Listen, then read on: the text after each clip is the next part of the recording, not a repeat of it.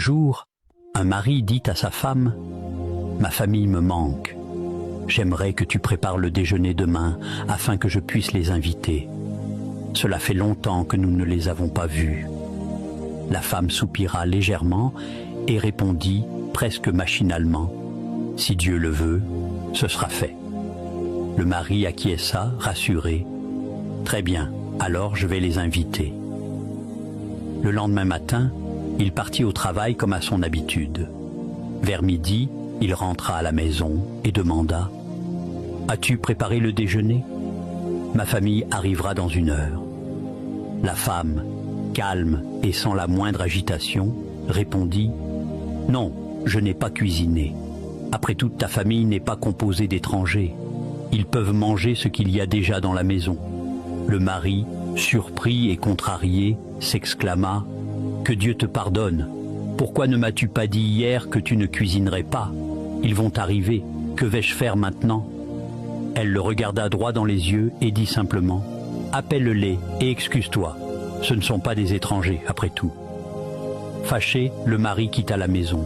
Quelques minutes plus tard, on frappa à la porte. La femme ouvrit et resta figée. Devant elle se tenait sa propre famille, ses frères, ses sœurs, leurs enfants. Son père demanda « Où est ton mari ?» Elle répondit un peu troublée « Il est parti il y a un moment. » Son père ajouta alors calmement « Hier, ton mari nous a invités à déjeuner. Est-il possible d'inviter des gens et de quitter la maison ?» La femme resta bouche bée. Elle se frotta les mains, regarda autour d'elle et réalisa que la nourriture disponible ne suffirait peut-être pas pour toute sa famille. Affolée, elle appela son mari. « Pourquoi ne m'as-tu pas dit que tu voulais inviter ma famille à déjeuner ?» Il lui répondit avec douceur « Ma famille est ta famille, et ta famille est la mienne. Il n'y a aucune différence. » Elle soupira, la voix plus humble. « S'il te plaît, apporte de la nourriture déjà préparée quand tu reviendras.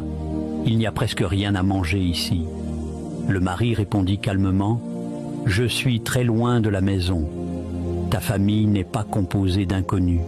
Nourris-les avec ce qu'il y a à la maison, comme tu voulais le faire avec la mienne. » Morale. On comprend souvent la valeur du respect, de l'accueil et de l'égalité, seulement quand on se retrouve à la place de l'autre.